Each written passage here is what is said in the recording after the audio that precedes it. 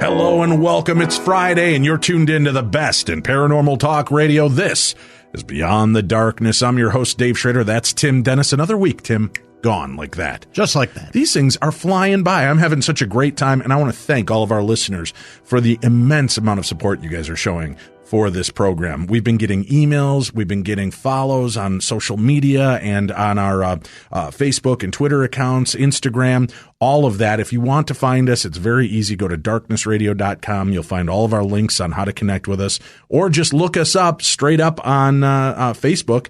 Look up Beyond the Darkness, or look us up on Twitter at Beyond the Darkness. You'll find us, follow us, keep in track with what we're doing, what our guests are, and what's going on. Tim, we teased this at the beginning of the week. Right. And it's here. We talked to Dr. Michael Salla at the beginning of the week about the secret extraterrestrial alliance and secret space program.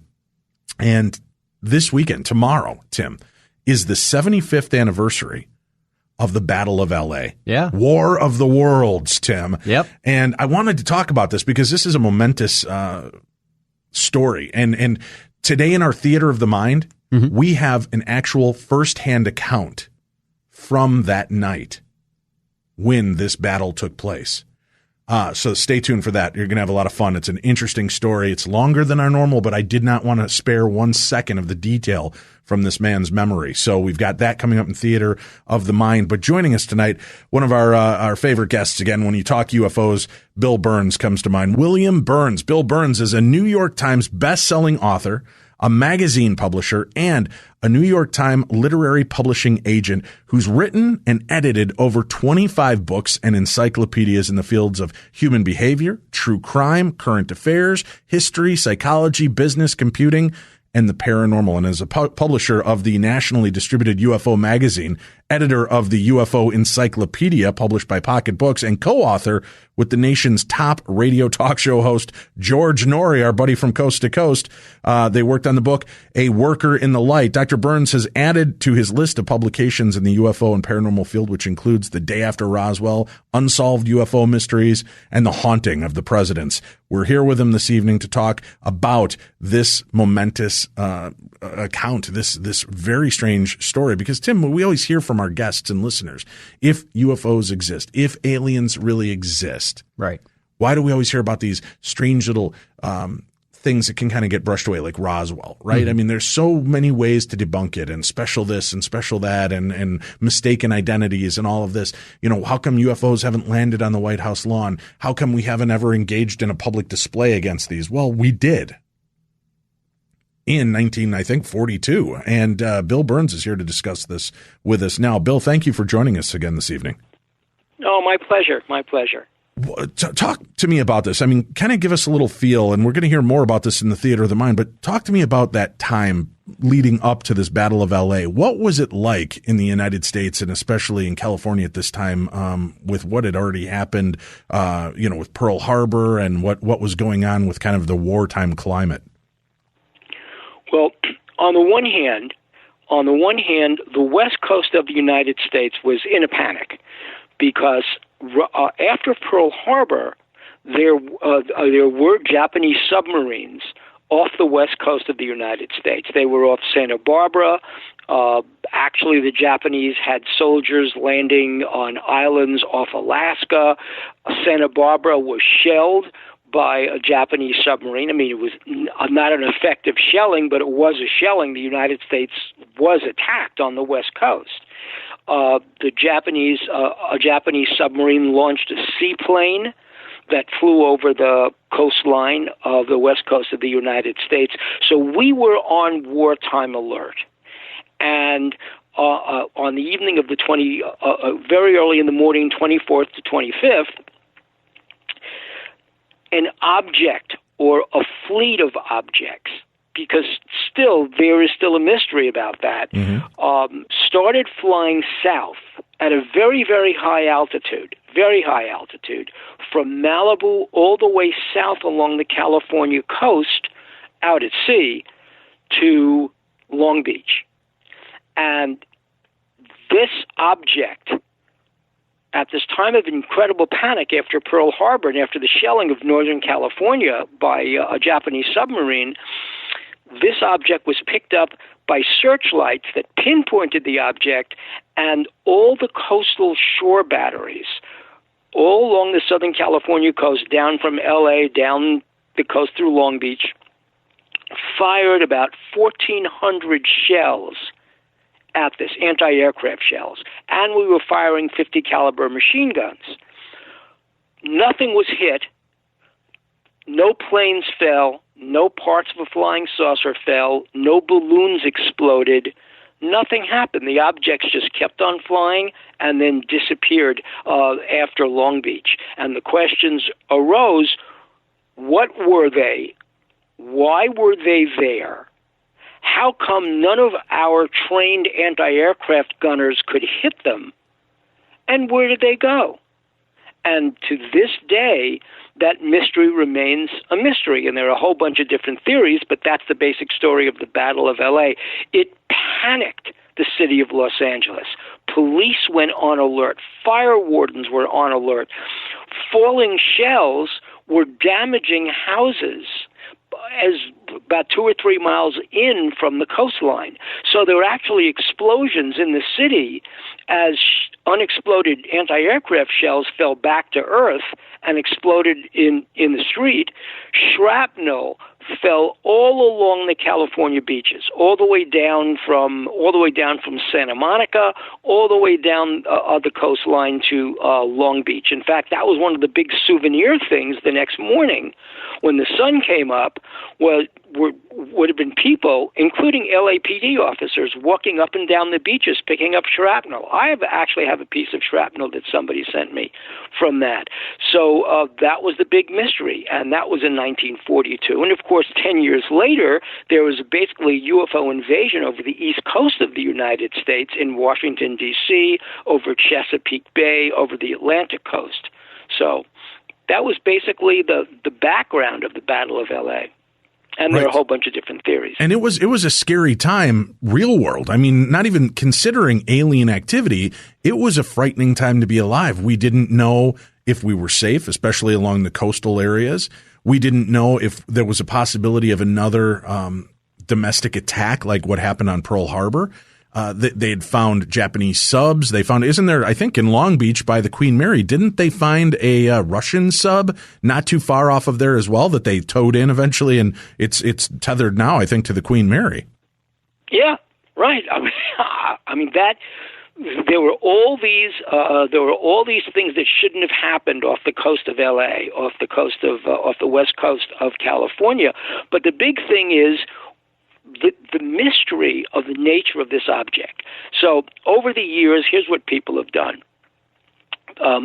You can find photographs of this object caught in the searchlights. It was in the L.A. Times. It was front page L.A. Times back then. And people have taken that photograph and they've photoshopped it and they've tried to figure out what the nature of the object was. One person said, quite frankly, it was a flying saucer. Another eyewitness who just wrote to me earlier this week said, no, he was living in Englewood at the time. And he's obviously an older person now. And he was living in Englewood. He was a child. And he said he actually saw it. And he said it wasn't one object. It was a formation of maybe 20 planes flying overhead. And so the question is, well, if there were 20 planes flying over Los Angeles, two questions. One question, why were all the anti-aircraft batteries unable to hit these objects? And his answer, they were flying so high, they were beyond the range of our anti-aircraft guns. And I've got a theory about that, too, about our anti-aircraft guns. That's one. And the other thing is basically, why didn't we send up interceptors to intercept the planes. I mean, we certainly have airfields all along the West Coast. If we were being invaded by a Japanese squadron of bombers, if they were overflying the West Coast, where were our fighter planes? Where were they? Who was defending us? Those are the two big unanswered questions.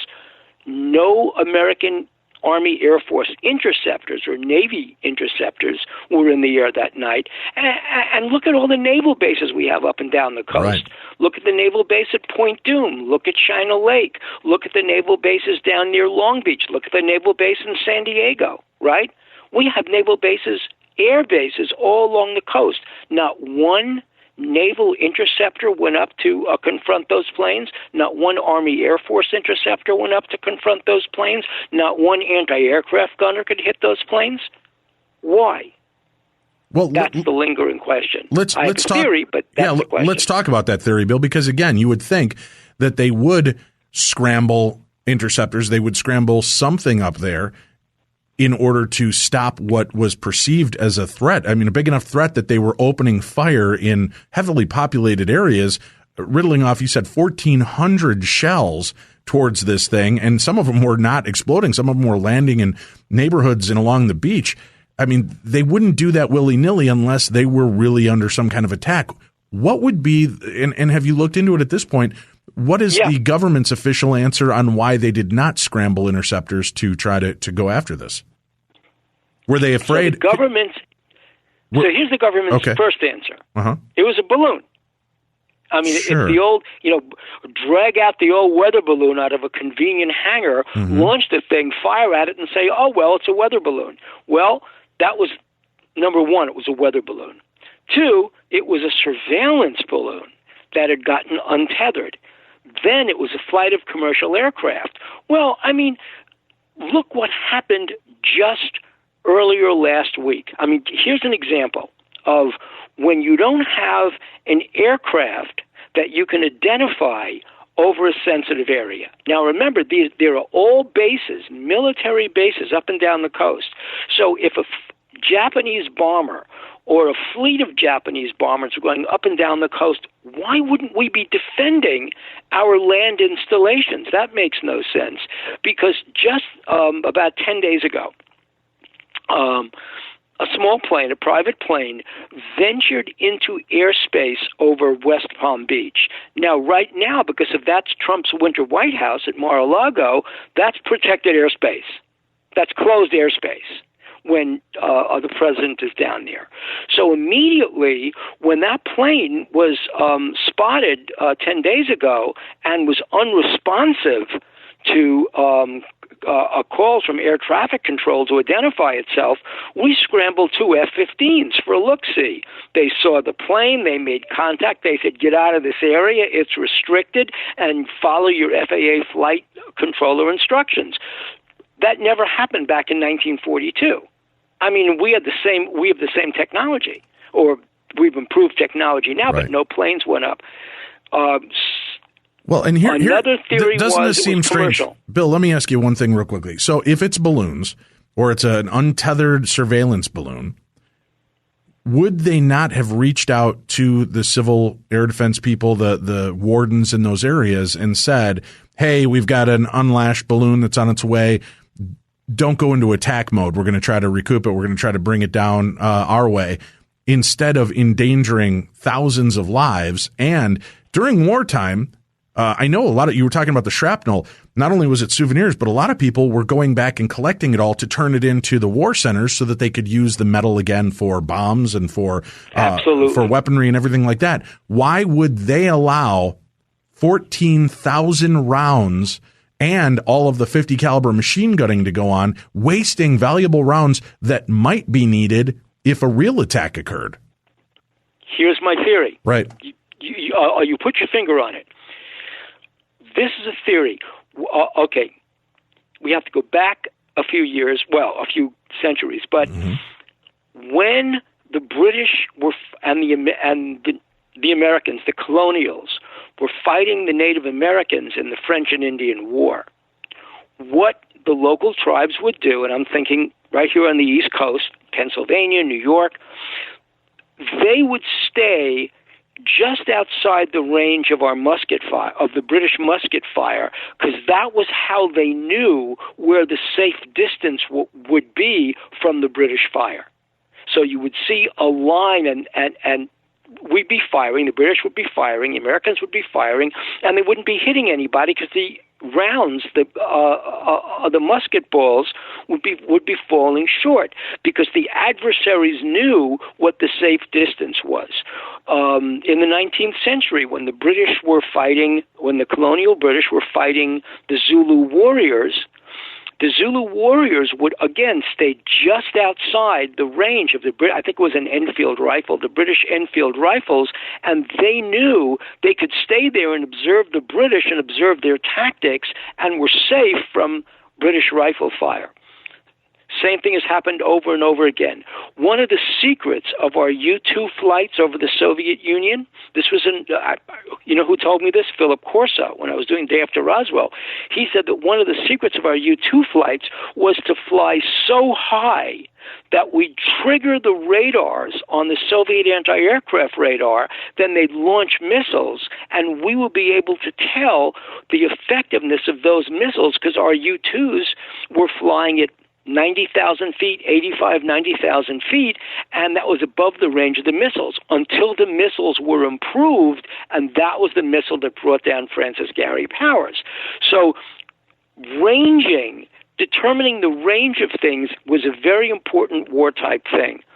I believe that the flight of planes flying over Los Angeles that night, not a flying saucer, they were military planes, but they were our military planes flying at a height, altitude so high to test whether, and this was completely this was like almost tortious negligence. This was so bad on the part of the military. We didn't know what the effectiveness of our anti-aircraft fire would be unless we tested it.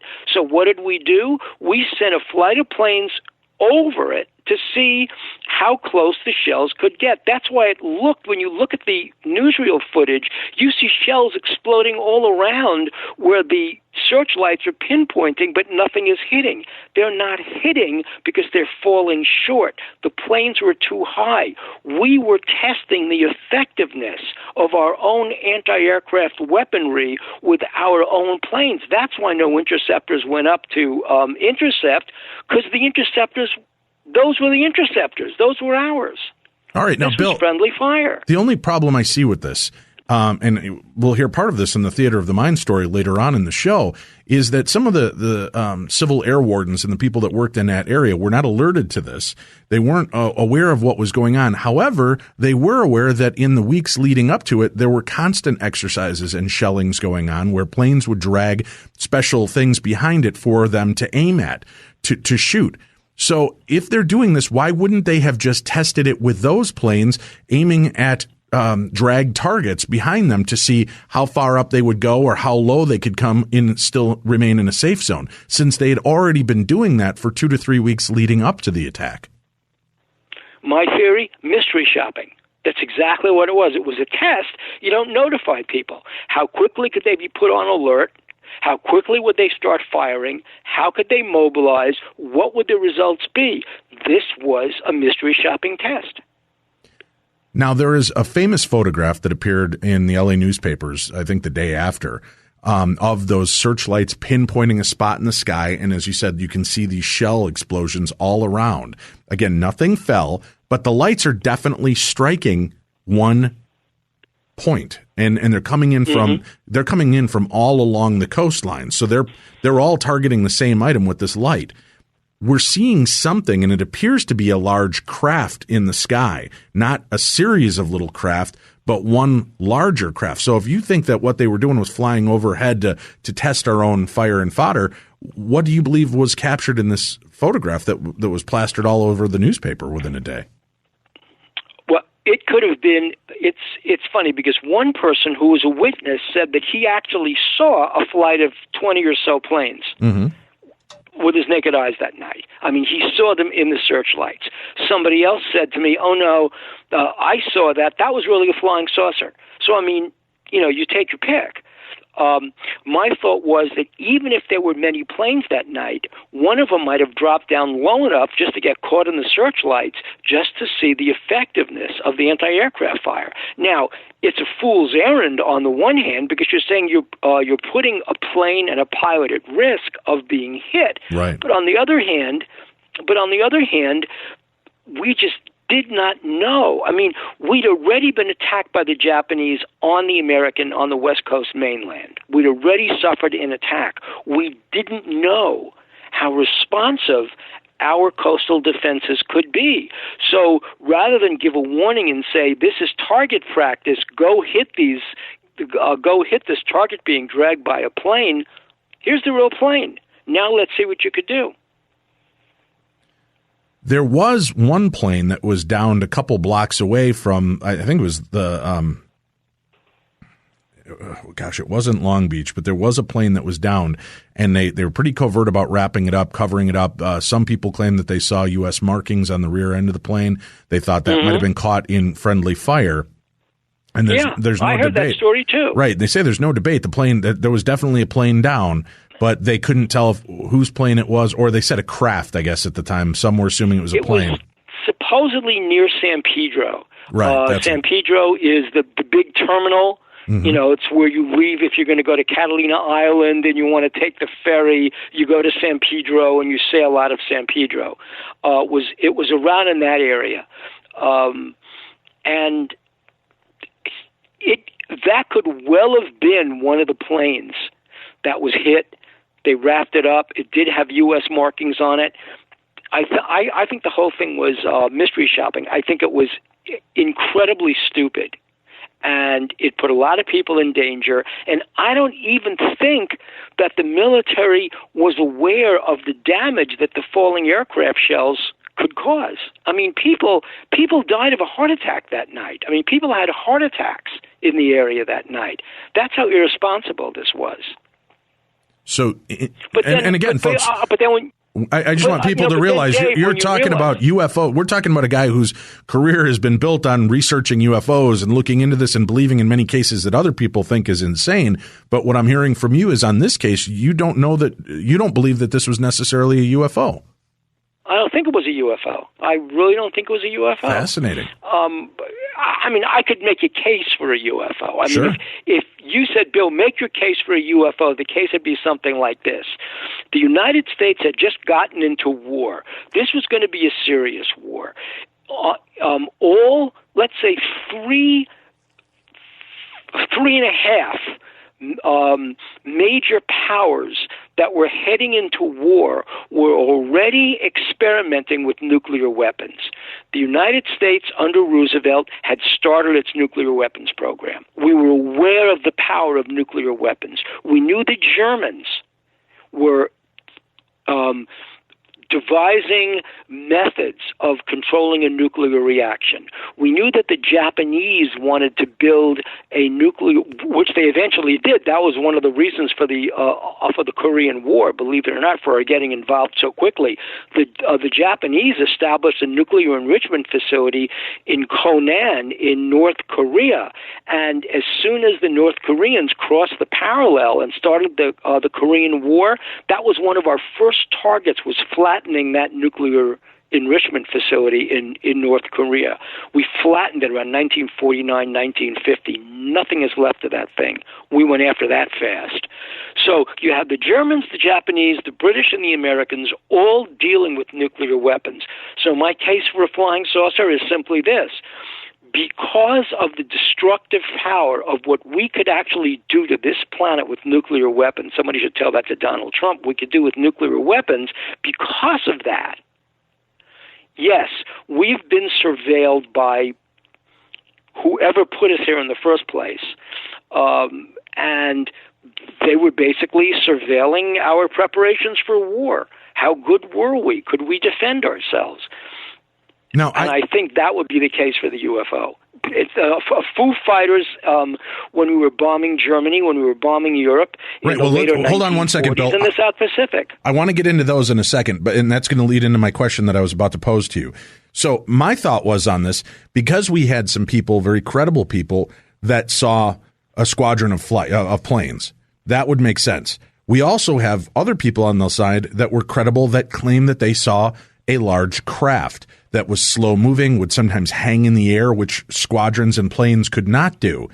Could it be this, that there was this tactical exercise going on, and as you said, one of their craft was floating among it to watch this, perhaps record it for history's sake, and know what was going on? Because you brought up the Foo Fighters, going all the way back to World War I and the time we took the skies.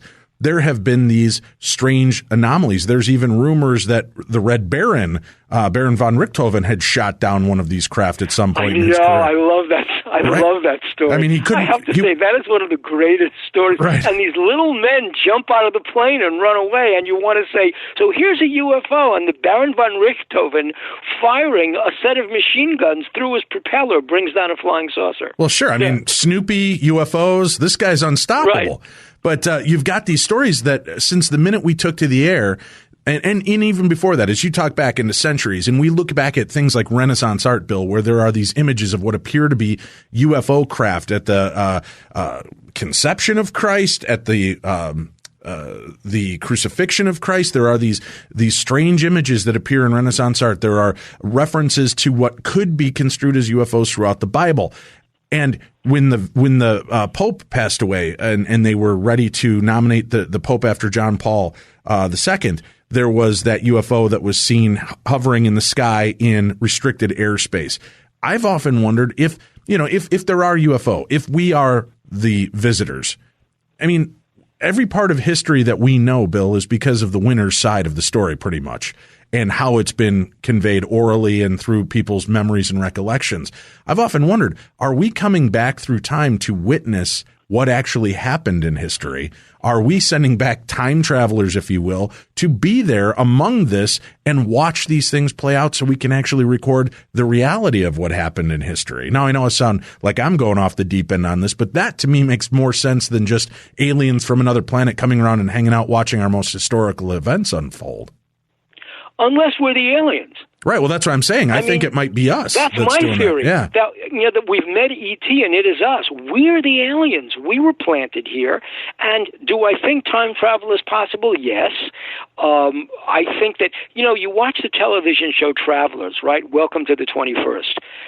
That theory of how the theory, they take disembodied or the quanta that make up the intellectual capacity, the consciousness of a human being, and they beam those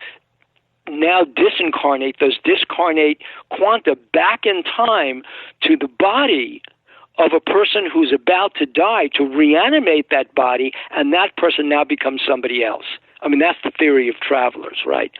And do you know that is a theory that was first propounded by Thomas Edison in 1920, picked up by Nikola Tesla during the 1920s, and even today is a theory of consciousness proposed by Sir Roger Penrose, the British theoretical physicist, that the human consciousness is made of quanta.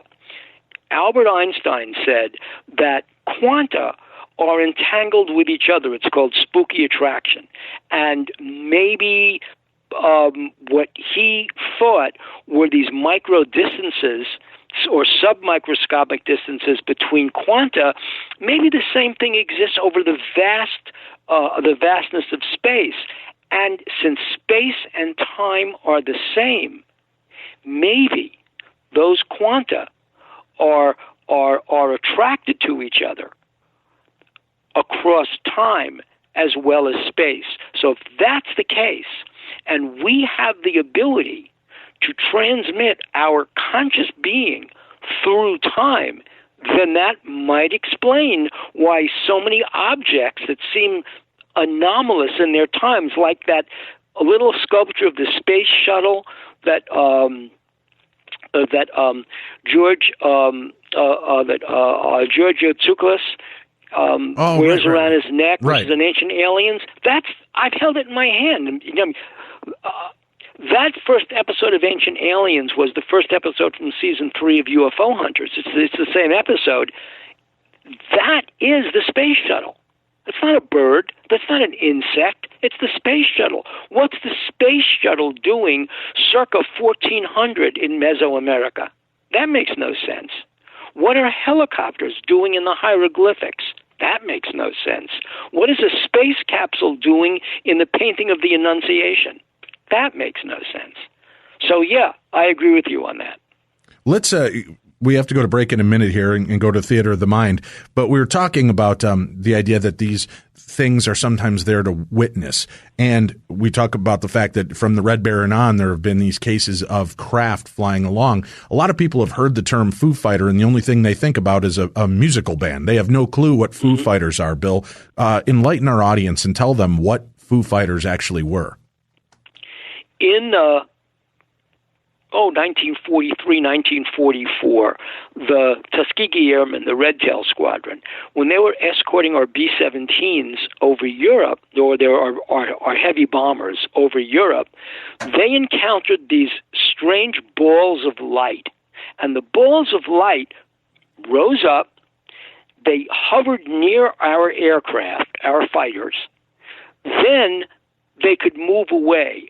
So they seemed intelligently guided. Now, we thought they were a German secret weapon, and anybody who studies the German secret weapons, the Nazi secret weapons program from World War II knows the Germans had jet fighters. They were Messerschmitts. They were jet fighters. They weren't that effective because they didn't have enough of them. Then the Germans had rocket planes. They would send these planes at a very high altitude. They were single piloted planes, and they would dive down upon our fighter formations. But again, they didn't have enough of them to be effective, and so they didn't stop our bombers. Then they had the Foo Fighters, but the Foo Fighters, these balls of light, they thought they were ball lightning at first, but they weren't. They never attacked our planes. We thought they were German secret weapons. The Germans thought they were Allied secret weapons. But they weren't confined to the skies over Europe. A B-29 bomber fired on one of these things over the South Pacific, and it exploded into a score of little fireballs that flew away. So my theory is that these are like the floating orbs that are seen all the time. What are they? I see them, and if we see them over the United States. We've seen them in Indiana. We've seen them over in the Ozark Mountains, at Marley Woods. These things, I believe, my theory, are surveillance devices, like little telescopes or video cameras, and they're sent in from another dimension. The reason I say another dimension is this great story from Marley Woods. Marley Woods is in the Missouri area, it's in the Ozarks. They've been, I'll say, afflicted by these floating fireballs for almost 100 years. And they don't broadcast it, but I've spoken to people who've researched it. I've spoken to people who've been there, who've seen this. I've seen photographs of these things. And these two people are standing – this is one of the stories. These two people are standing side by side. One person says, look at that. It's that floating orb. It's coming right at me. The other person can't see it until he steps exactly into the same space as the first person. Then he sees it. So what does that tell you? It tells you there's like a tube, an opening, a pathway in whatever the barrier is between where that thing came from and here.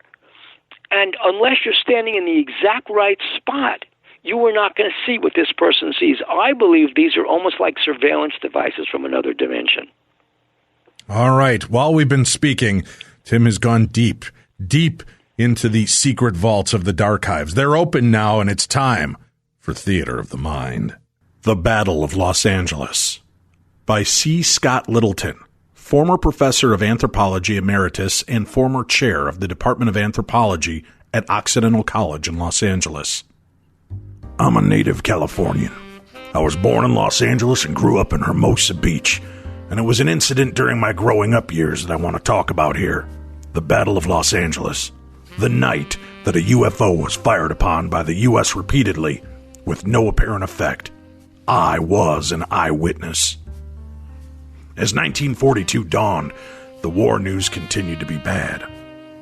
In Southern California, and particularly in the beach communities, the threat of invasion was still palpable, if not imminent. And a great many folks, including the military, still expected us to be bombed in the near future. For that reason, the whole of Santa Monica Bay, from Malibu to Palo Verdes, was soon ringed with anti-aircraft batteries and searchlight brigades. The guns banged away almost every night, shooting at targets that were towed across the sky over the ocean by specially designed planes. The targets would be pinpointed by the searchlight beams, which also illuminated the exploding shells. It was a grand show that usually lasted about a half an hour and rarely continued after 10 p.m., out of respect for the local populace. At first, we'd watch the action with great fascination. But after a few nights in early January, the noise of the guns and the exploding shells soon became routine, as predictable as the sound of the waves in the winter. Most people learned to sleep through the cacophony with few problems. It gave us a sense of security. Our brave anti-aircraft gunners would quickly save us from any hostile attempt to penetrate our airspace, let alone bomb us. Meanwhile, the government had also organized the Civil Defense Program, the core of which was a cadre of dedicated air raid wardens. My father joined up shortly before the end of the year and was soon assigned to monitor the Strand between 27th Street and 22nd Street in case of an air attack. However, he was also expected to enforce the blackout during air raid drills, which we soon began to have regularly, as well as the so-called dim out, which required those of us who lived in houses facing the water, both on the Strand and on the hill that rose behind Hermosa Avenue, to keep their front blinds drawn from dusk till dawn. The idea was to reduce the glare against which a tanker or merchant ship would be silhouetted and thus become an easy target as a Japanese submarine might be out there. This meant that he went on a patrol almost every evening shortly after sundown. In the early morning hours of February 25th, blackout drills, which were always announced well in advance, at least to the wardens, usually went pretty well. My father would get the word, and then an hour later the siren would sound. He'd put on his helmet, grab his flashlight, and start patrolling the Strand. But when the real thing came along, the system totally collapsed. The early evening of February 24th, 1942 was unremarkable. The guns fired a few practice rounds and then fell silent well before 10 p.m. I remember going to bed shortly thereafter, reading for a few minutes by the light of a small flashlight I kept hidden under my bed, and then falling asleep. Around 3:15 a.m., I awoke to the sound of what I initially assumed was distant thunder. But as I came fully awake, I realized that the guns were firing again. At first, I thought they were simply doing another drill, though it seemed awfully late. Moreover, there was something about the rate and intensity of the bombardment that just didn't seem right, especially after I glanced at my clock. My small bedroom was directly over the front door and faced south. Thus, my view of the ocean was oblique. However, what I could see of the sky as I lay there was filled with blinding searchlight beams and the bright flashes of exploding rounds. I was, of course, thoroughly familiar with both, thanks to the target practice I'd witnessed. But heretofore, the searchlights and explosions had always been well out over the ocean and, for the most part, invisible from my bedroom windows when I was in bed. This time, everything seemed much closer. I soon heard my parents talking in the hall and poked my head out. My father looked worried and said it didn't make sense. He tried to get through by phone to the Civil Defense headquarters, but nobody answered. We later learned that the alert had been called at 2:25 a.m., but nobody bothered to get the word out to the local air raid wardens. So he put on his gear and went outside to see what was happening. Somewhere in the distance, an air raid siren was wailing. Dad returned looking even more worried and told my mother to get me to the bomb shelter ASAP. I was equal parts scared and excited and desperately wanted to know what was going on. By this time, my father was back on the street and belatedly over the continuing gunfire, the local siren finally sounded. My mother and I were dying to slip outside and watch the real thing. After about 10 minutes in such cramped quarters, she was ready to brave a Japanese bomb or two. Our first thought was that an enemy squadron was overhead as we began to hear the roar of aircraft engines over the din of the barrage, but they were almost certainly our own pursuit planes. When she exited the basement through the door that led to the beach, I followed close behind. Although my mother was apprehensive about my safety, at the same time she understood why I desperately wanted to see what was happening, and she elected to let me stay. The two of us stood side by side in front of the house, huddling together in the chill of night air and staring up into the sky. The planes we'd heard were not in sight, but what captured our rapt attention was a silvery, lozenge-shaped bug, as my mother later described it, whose bright glow was clear visible in the searchlight beams that pinpointed it. Although it was clear moonlit night, no other details were visible, despite the fact that when we first saw it, the object was hanging, motionless, almost directly overhead. Its altitude had to estimate, especially after all these years, but I'd guess it was somewhere between 4,000 and 8,000 feet.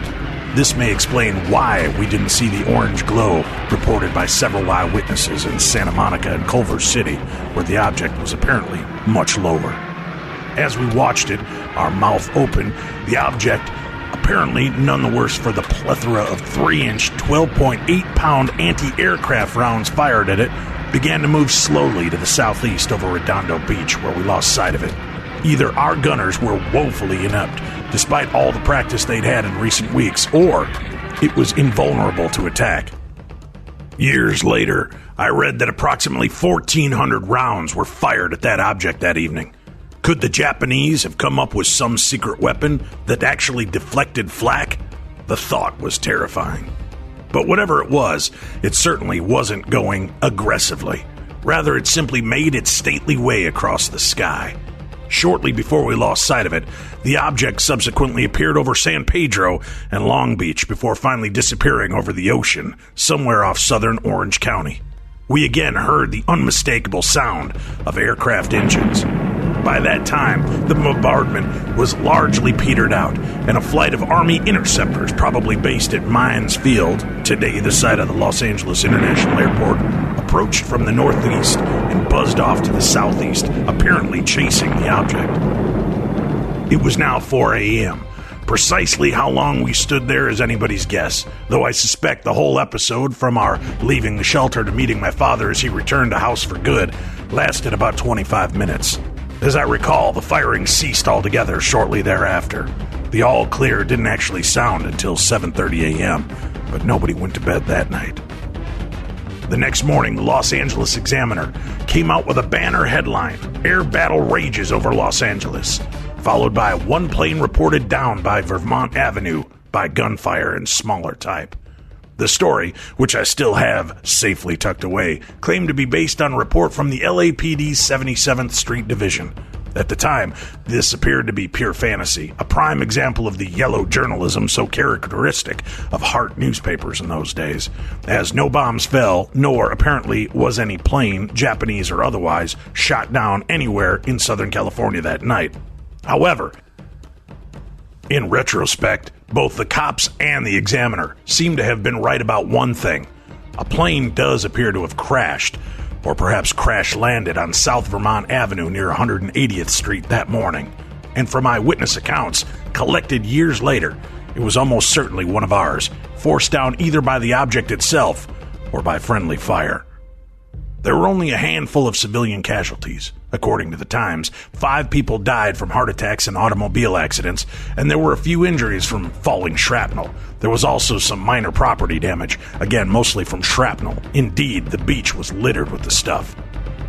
At the time, it was widely assumed that a high-altitude, carrier-based Japanese observation plane had flown over the Los Angeles basin, and that it was perhaps the harbinger of another Pearl Harbor attack, this time on the West Coast. Later on, we began to suspect that perhaps one of our own military planes was the culprit. But no 1942 vintage planes, military or civilian, Japanese or American, were capable of standing still in the air. The one thing we did learn after the war was that neither the Japanese nor our own people seemed to have any record of one of their aircraft straying over the Los Angeles basin that morning. Even the presence of our pursuit planes, which was absolutely certain, has been steadfastly denied by the government. Of course, all concerned could be lying, though the probability of such a lie persisting for over 60 years is remote, unless it involves something so profoundly disconcerting that it had to be shrouded in secrecy from then on. So, What precisely did we witness on February 25th, 1942? In recent decades, several ufologists, the people who study the UFO phenomenon, have suggested that it might have been an extraterrestrial craft. If that assessment is correct, it certainly precipitated one of the largest mass UFO sightings in history, as it involved well over 1 million people. Only the sightings over Mexico City in the late 1990s exceeded it in terms of the total number of eyewitnesses. It also would account for the cloak of secrecy that has surrounded the episode for the past 6.5 decades. To be sure, no one suggested this idea in February 1942. It wasn't until 5 years later, after civilian pilot Kenneth Arnold's landmark sighting of 9 flying saucers over Mount Rainier in June of 1947, which was followed almost immediately by what now appears to have been the crash of a UFO near Roswell, New Mexico, that the notion that spacecraft from other planets might be invading our skies became widespread. But in retrospect, the Battle of Los Angeles has all the earmarks of a classic UFO event. Several residents who lived just north of Baldwin Hills saw it clearly. From their reports, it was round with a slight hump in the middle. A woman named Katie, who observed it from the window of her home, stated that it was huge, elliptical in shape, and suffused with a brilliant orange glow. Meanwhile, the anti-aircraft barrage had already begun, and the searchlights were following it steadily. A Los Angeles Times reporter living in San Gabriel Valley jumped in his car and began driving west as rapidly as he could toward the sound of guns, arriving at the northern edge of the Baldwin Hills, in the vicinity of Jefferson and La Cienega, in time to photograph the object as it rose over the ridgeline. The image, which was published in the Times on February 26th, is the only clear picture of the craft. You can see it's caught in the beams of several searchlights and is surrounded by white dots created by exploding shells. From the width of the light beams at the point they reached the object, plus the knowledge that at least one of them came from a searchlight battery in Manhattan Beach some 10 miles away, the others appear to have come from Inglewood or El Segundo, it is suggested that it was perhaps as large as 800 feet in diameter, and I agree with this estimate. After crossing the Baldwin Hills, it appears to have veered westward toward El Segundo and the aircraft plants. When it reached the coast, it rose to a higher altitude and slowly followed the edge of the ocean, due south to the point where we first saw it. Then it veered southwestward over Redondo Beach, blithely ignoring everything we were throwing at it, and soon disappeared from sight behind the town's hills. Although there's never been an official explanation of this curious episode, a number of unofficial explanations have been advanced over the years, ranging from an off-course private pilot, although civilian aircraft had been banned from the skies of Southern California shortly after the war began, to a barrage balloon that escaped its tether over one of the El Segundo aircraft plants, an errant Army weather balloon, and even a flock of seabirds. However, in light of what we now know about the UFO phenomenon, I strongly suspect that the most efficient explanation, the one that fits all the known facts most completely, is that it was an alien craft. Although my parents and I were only able to tell that it was bright and bug-like, the aforementioned Times photo, as well as other eyewitness accounts from Santa Monica and Culver City, indicate that it was a huge, saucer-shaped object that had, in addition to an orange glow, a protuberance of some sort of its dorsal or upper side. This, of course, jibes closely with literally thousands of eyewitness accounts of UFOs in this country and elsewhere that have come to light in the course of the last 6 decades.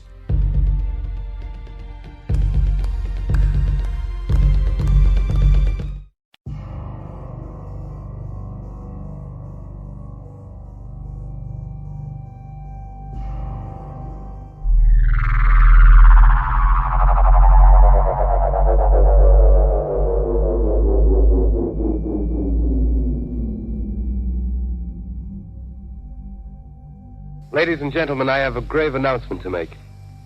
Incredible as it may seem, both the observations of science and the evidence of our eyes lead to the inescapable assumption that those strange beings who landed in the Jersey farmlands tonight are the vanguard of an invading army from beyond the darkness.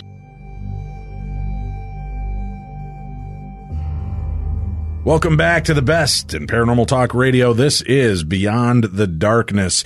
And tonight we're doing War of the Worlds, the 75th anniversary of the Battle of LA, which took place tomorrow, 75 years ago tomorrow, Tim. Wow. Fascinating stuff. Hey, if you like what you're listening to, you like Bill Birnes, you want to pick up some of the amazing books he's written, William Birnes, the author, will have links up to his website. But do me a favor, go over to podcast1.com. Click on the Killer Links section there. You'll scroll down till you see the Beyond the Darkness banner. Click on Beyond the Darkness, and then you're going to find all of our advertisers there. Click on the Amazon links to order books, order DVDs, movies, clothes, toys, food, whatever you order from Amazon by purchasing it through that link. And you can actually bookmark that link so you can use it every time you go in there. A small portion of every sale goes to help support this program. So please help our radio program continue to be as advertising free as we possibly can make it and be direct. That way, every little penny you spend, again, nothing costs you extra than it would if you went regularly through Amazon.com. This is the best way for you to help affect our show and keep us moving forward. So all the great stuff that you hear about on our show, anything that you need to buy, purchase through that link. Again, go to podcast1.com, Killer Links, click on the Beyond the Darkness banner, go in there, order through there, and make sure that you take a good look at our advertisers, because the advertisers, Tim and I get to handpick who we want to support and who we want to support our show. And we've been doing that with some great programs.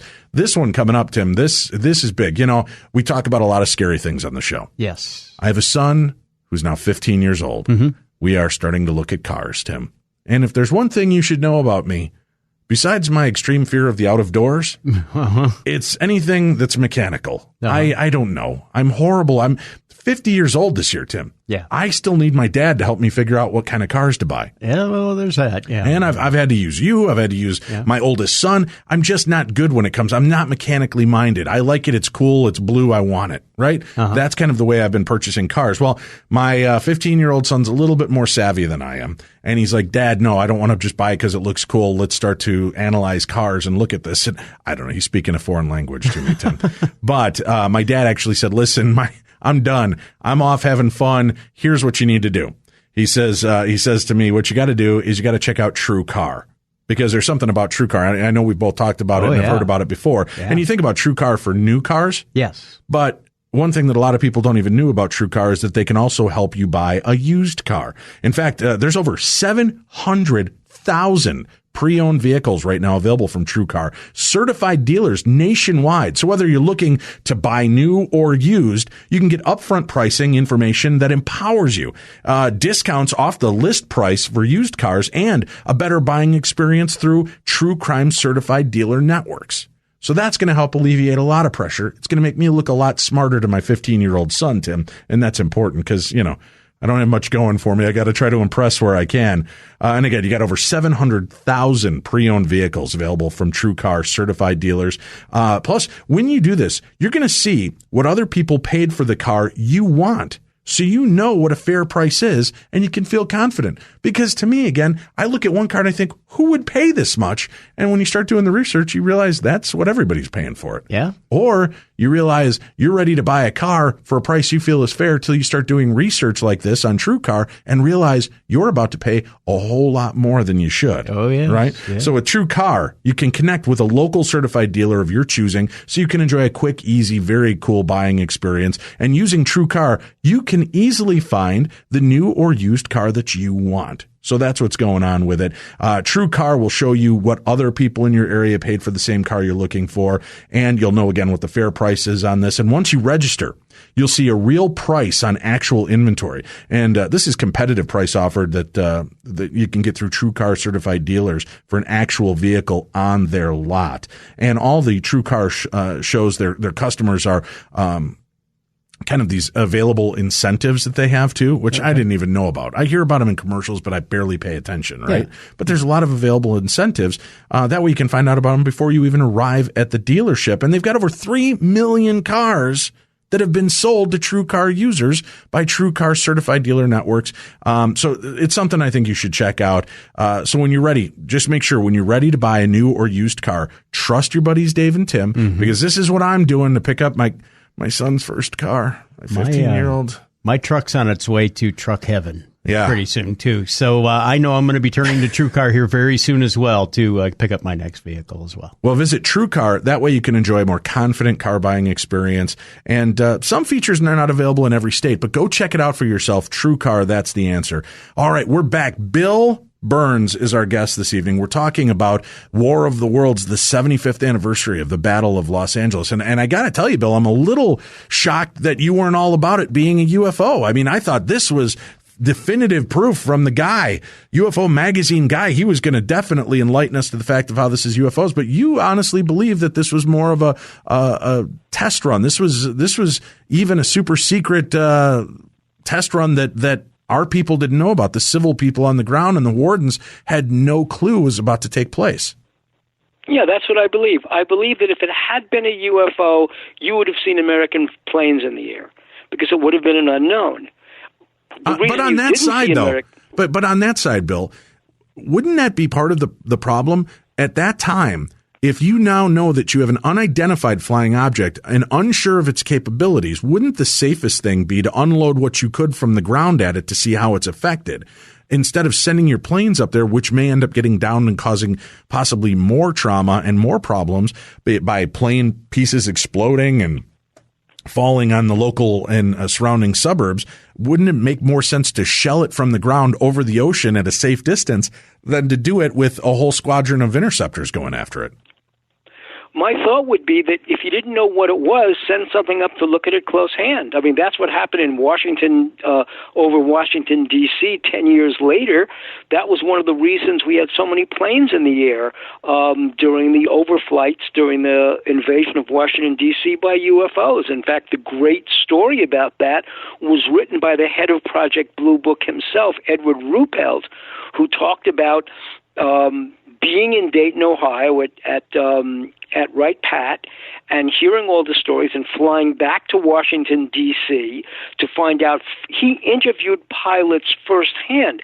So that was what we did. We didn't know what these aircraft were over Chesapeake Bay in Washington, D.C., so we sent our fighter jets up to see what they were.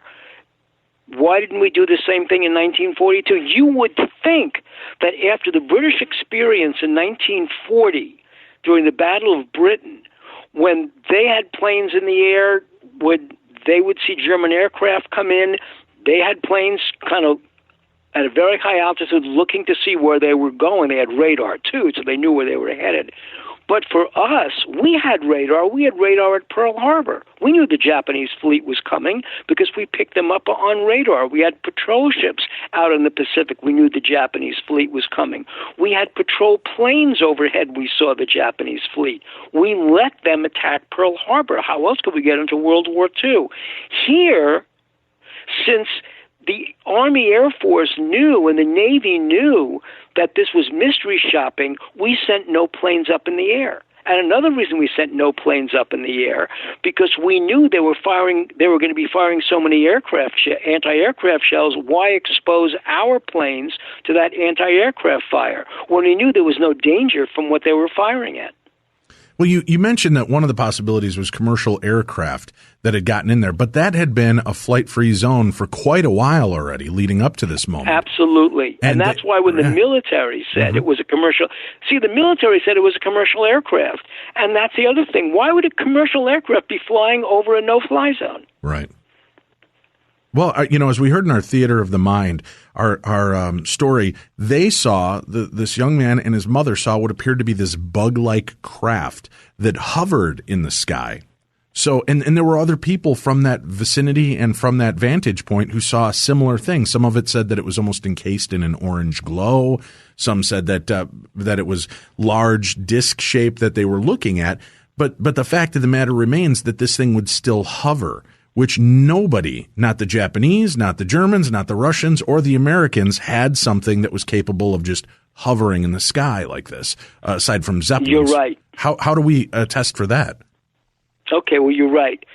What one of the witnesses told me was that when planes are flying extremely high, when they're extremely high altitude, they look like they're moving very slowly, but they're really moving very quickly over a great distance. But they're so high in the sky that you can't accurately assess how quickly their velocity.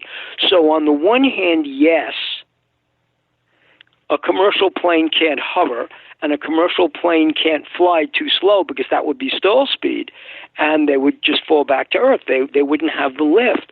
But what this one witness told me was that these planes were so high in the sky that it looked like they were just hovering or moving very slowly like balloons, but they were in fact planes. So we have at least two starkly different eyewitness accounts of the exact same thing. Some people saying there was a disc or something shaped like a bug, and I've heard stories like that before, like a cockroach or something like that, a roundish a bug shape, and another person saying no, it was a multiple formation, it was a multiple plane formation flying very high so the shells couldn't hit it, but it looked like it was hovering or moving very slowly because it was so high. So two separate types of eyewitness accounts. Then there's a third account from a radio station. I think it was a radio station down near Hollywood and Highland Boulevards, near the Capitol Records building in Hollywood. They said, this was on the night, that early that morning, they said, because you could hear over the radio broadcast, you could actually hear the thundering of anti-aircraft volleys. They said that was a commercial aircraft. They were that the Army had stopped firing over because it was commercial aircraft. How would the Army? 3 different stories. How would the Army not? If you figure it's a commercial aircraft that's flying in this restricted airspace, commercial meaning that there are passengers aboard this flight, why in God's green earth would they okay and give the go-ahead to open fire on this aircraft? Some of these explanations the government comes up with, they don't understand why people don't just accept the official explanations. They're so insanely stupid that it makes no sense. You know, it's a weather balloon. It's a surveillance balloon. It's a commercial aircraft. Well, that's why you gave permission to blow it up and shoot 14,000 rounds. Look at the explanation for what crashed at Roswell. It was a Horton Brothers flying wing. Right. Not realizing, of course, that a Horton Brothers flying wing was made of wood. So would Jesse Marcel not recognize wood? That it was powered by jet engines. Had we not seen jet engines on the Messerschmitts? Maybe it was powered by a rocket engine. Oh, well, we already were launching V-2s from White Sands right after the war. We had captured German V-2s. We also had captured German V-1s, the buzz bombs over England. So, I mean, these explanations make absolutely no sense. And, of course, as one of the people told us who actually was at the 509th Army Air Force Base Walker Field in Roswell and was at the debris field picking up debris from that crashed UFO, he said you knew that it couldn't have been a weather balloon because the weather balloon factory was right across the street from the Army Air Force Base. We all knew what a weather balloon was. They were making them across the street. We saw them launching them out from their little field next to the base. Of course we knew what it was. Same thing with the whole Rendlesham thing. When one of the blowbacks was, the idiot American Air Force personnel only saw the searchlight from Orford Ness. But you ask Charles Halt, who was the deputy base commander, and he says, we knew what the searchlight looked like because we could see it from the runway. Of course the searchlight wasn't playing in the forest because it had a bar across the bottom to prevent the light from hitting it, but we could see the searchlight right from the runways at the base. So, I mean, these explanations are just stupid because witnesses debunk the explanations themselves. Right. Let's Kenneth Arnold now. This is another story which took place a few years later, correct? Yes, 1947. 47. And see, this again to me is where when you're calling experts in to account and like they don't know what they're seeing, they don't know what they're witnessing. Here's an opportunity where you've got a man who knows more than anybody what he's looking at, what's going on. Talk to us a little bit about Kenneth Arnold's story as well, because I think that reflects again on this whole scenario of these false flags and these BS stories that the government tries to send up. Well, Kenneth Arnold was a civilian pilot. He was flying. He was looking. He was on a rescue mission or an observing mission over Mount Rainier. Well, I think we'd lost a plane, or there was a plane they couldn't find. And then he says that he's looking down, and he sees an echelon formation of 7 or so very silvery, crescent-shaped objects, not saucer-shaped objects, crescent-shaped objects that are flying below him, and Kenneth Arnold thinks, oh, they're American secret weapons. See, he doesn't think, he doesn't call them UFOs. Right. He never even called them flying saucers. He said that he described their motion in the air, which, now he's a pilot, so he knows what keeps a plane up. And the thing that surprises him is these aren't flying like planes. He says they seem to be skipping through the air if you threw a saucer on the water. That's how they got the name flying saucer. And that was created by the newspapers, not by Kenneth Arnold. And he said they're kind of skipping on the surface of the air. Now, that's his description of their flight mechanism. He never thought they were extraterrestrial, never thought they were anything other than American secret weapons. So that's what he saw over Mount Rainier in 1947. Now, this was a couple of days after what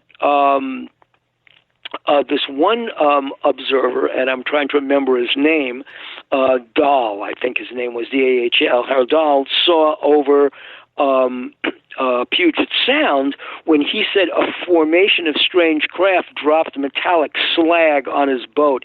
He was picking up logs that had fallen off logging barges and selling them back to the lumber companies. And he said that these, and this was near Maury Island in the state of Washington. This happened before the Kenneth Arnold sighting. And Harold Dahl said nothing about it. He didn't talk about it. Then, after the Kenneth Arnold sighting, his boss, and again, I'm blanking on names, but his boss who co-owned the salvage little vessel with him, then they went public with the Harold Dahl sighting, and he asked Kenneth Arnold, who'd now made the news with his sighting over Mount Rainier, to come out and kind of vet the story of this Maury Island craft. Well, Kenneth Arnold couldn't find any signs of anything anomalous over Maury Island, but when Kenneth Arnold made his report about these strange objects flying over Mount Rainier, that caught the attention of the FBI. And it's funny, one of the people who investigated the Kennedy assassination was there at Maury Island, and Guy Bannister. And so Kenneth Arnold gets scrutiny from the FBI for his observation. Among the areas of scrutiny that were looking at Kenneth Arnold seriously was the Army Counterintelligence Corps, the CIC. And they vetted Kenneth Arnold. Oh, he's a great American. He's loyal. He's patriotic. Remember, we were just starting the fear about communism. And so they think he's wonderful, a real family man. The fact that Kenneth Arnold investigated the Maury Island incident convinced Lieutenant Frank Brown of the Army CIC to fly up with his co-pilot up to the state of Washington to look and see what Harold Dahl found. And he was convinced, because of Kenneth Arnold's reputation, they took a box of this metallic slag, it was just ferrous material, back in the bomb bay of their B-25 bomber back to California, right as the services were splitting around August 1st, 1947, but the material was so heavily magnetic, the ferrous material in the bomb bay, that it basically overrode a circuit breaker, caused an internal fire, the wing caught fire, and the plane crashed. That was the crash at Kelso in 1947. So you could see how UFO stories, qua-UFO stories, create a whole bunch of ripples around themselves. We don't know what Kenneth Arnold saw. You could make a case that Kenneth Arnold saw UFOs because they were looking at the Hanford nuclear enrichment facility that was used to create the fuel for the 2 atomic bombs we dropped on Japan. Fascinating stuff. It's always a pleasure talking with you, Bill. And again, tomorrow, the 75th anniversary of the Battle of L.A. It's great to get a different insight and impact on this. I know you've got a new book that'll be coming out in October and kind of talking about the paranormal presidency from ghosts to mystics and psychics to UFO phenomena. But you talked to me a little bit off air, and can you tease our audience a little bit? You've got a really fascinating story about Marilyn Monroe. Can we kind of talk about that before we have to say goodnight for the evening? Sure. Marilyn Monroe, and folks could find all these memos that are on the internet. Marilyn Monroe had an affair with Jack Kennedy. We all know about that. Marilyn Monroe was addicted to methamphetamine. She'd been addicted by this person, Dr. Feelgood, all the way back in the 1950s. He was also Kennedy's doctor who addicted Kennedy and Jackie, and some say Harry Truman, some say he treated Winston Churchill, all with methamphetamine injections. Methamphetamine was used by the Germans, the Americans, the Japanese, the British, as these were wake-up shots, wake-up pills. They were keeping you awake. In fact, that stuff is used today. That's what's in Ritalin and Adderall and the drugs for ADHD. So, in fact, it's used for diet drugs. Fen and drugs like that are methamphetamine-based. And this was a synthesized drug created very early in the 20th century to stimulate the brain's flow of neurochemicals to keep people awake and aware and highly conscious and focused. Marilyn Monroe was addicted to methamphetamine. JFK became addicted to methamphetamine right before in fall of 1960 when he was very sick. He couldn't walk. So methamphetamine was rife in American political circles in the 1960s. Marilyn Monroe in 1962, remember she'd had two real failures of movies in her life. She was looking at the end of her career. She's having an affair with Jack Kennedy. Then Jackie gets mad. So Bobby Kennedy starts having an affair with her. And she's very angry at Bobby. She feels she's being handled. So she leaves a message with the Justice Department threatening Bobby Kennedy with public exposure for himself and for Jack Kennedy. And then she adds in that phone message, I know all about you're trying to kill Fidel Castro. That was a big secret in 1962. And I know about that secret air base. And I know about the little men from outer space that you have, and I've already spoken with Dorothy Kilgallen about it.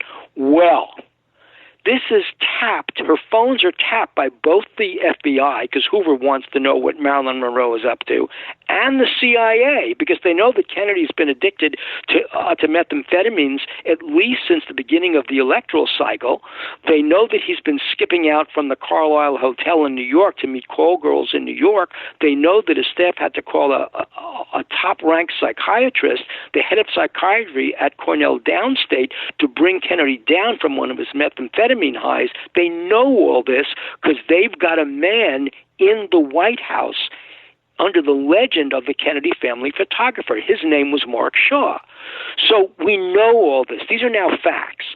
Now, and the Secret Service knew about this as well. So they know that Kennedy is really a danger. Now they find out that he's spilling state secrets to Marilyn Monroe. So the trick was how to get rid of Marilyn Monroe, because she now becomes a threat to top secret classified stuff. Well, they know that Marilyn Monroe is addicted to methamphetamine. They know that the doctor's son is treating her with methamphetamine injections. They know that the actor Peter Lawford is Marilyn Monroe's minder for the Kennedys. So, and they know that she is suicidal. They know that she's been talking to this this psychiatrist, and they know she's had an abortion. So what they do is, this is a very sad story of Marilyn Monroe. So what they know is that if they can set it up just right, so Dr. Feelgood's son goes to California, and he's living there now. And he gives her a heavy dose of methamphetamines, and she is no longer compos mentis. And then Peter Lawford makes sure she has enough sleeping pills, and he keeps the maid away from her and lets her take her pills and drift off to sleep, and the next morning she's discovered dead. And that's the story. But one of the clues to me is the injection site bruise on her thigh, which is where the Jacobsons always injected methamphetamine. And that turns up in Thomas Noguchi. He was the medical examiner for LA County. That turns up in his medical report. So that's the so we know what happened now on the day of Marilyn Monroe's death. Now we also know, and that's one of the stories in the book about how presidents, at least John Kennedy, got out of a tight jam and why he set himself up for the assassination. Amazing stuff. That's going to be in the new book that'll be coming out in October. We're going to have you back and talk more because not only that, but you, and I know you can't get into it at this point. We're going to talk about it when we have you back in October, but you also believe that you solved a murder with this book, don't you? Yeah, we solved the murder. Yeah, I believe that we solved the murder of John Lennon, that it wasn't really, that there's a great UFO story tied to that with Uri Geller and the alien egg and John Lennon seeing a UFO. May Pang talked about this. He saw a UFO from the balcony of his apartment building. Right, yeah, and he talks about it in the liner notes of one of his albums. Absolutely, right. Yeah. So you think that's what happened when Uri Geller had dinner with him and they announced the birth of his son, Sean. All he could talk about was UFOs. Oh, interesting stuff. We'll get into that. We'll get into the Paranormal Presidency in October. Bill, thank you. It's always a pleasure talking with you, sir. Thanks, Dave. Good talking to you. Good talking to you as well. That's it for this week, kids. We're done. We'll be back with you again next week. We've got more Parashare, more supernatural news to launch on Monday. We want to give a very special thanks and shout out to KNSI Studios in St. Cloud for allowing us to record and continue the high quality effect that you guys love with Beyond the Darkness. So thank you very much to KNSI for being our podcast home base. We appreciate it. Love what you're doing. And remember, you guys can always check out their web links as well, because when I host Coast to Coast AM, they stream it right from their website. So it's a good way to keep in touch with the show and listen to that. All right. Be safe, be kind, love one another. We'll be back next week. For Tim Dennis, I'm Dave Schrader, and a very special thanks to Bill Birnes, our guest tonight on Beyond the Darkness.